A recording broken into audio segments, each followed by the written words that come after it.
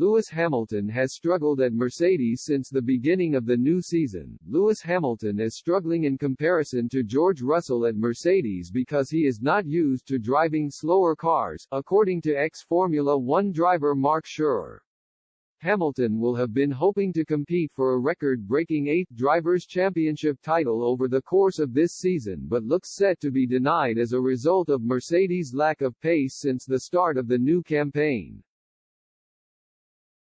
The Silver Arrows have been unable to match the likes of Red Bull and Ferrari in terms of outright performance this year and have struggled with the porpoising issue that results in cars bouncing up and down on long straights over the last few months. Schurer has since insisted that Russell, who currently sits second in the Drivers' Championship standings ahead of fifth-placed Hamilton, has fared better than his Mercedes teammate due to the latter having only driven perfect cars over the course of his F1 career. "He's spoiled," Schurer told Formel1.de when quizzed on Hamilton's recent form.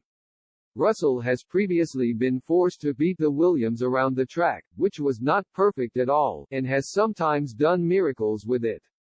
Russell is used to driving fast with a bad car. Lewis is no longer used to that. Hamilton managed to secure an unlikely podium finish at the season-opening race in Bahrain but was forced to miss out in Saudi Arabia and Australia in spite of his best efforts.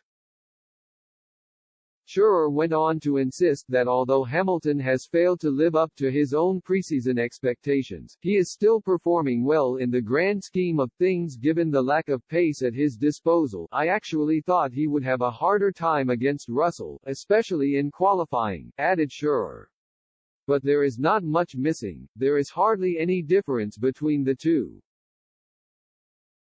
And in the race, Hamilton is the benchmark who always whines on the radio, but on the other hand always gives everything.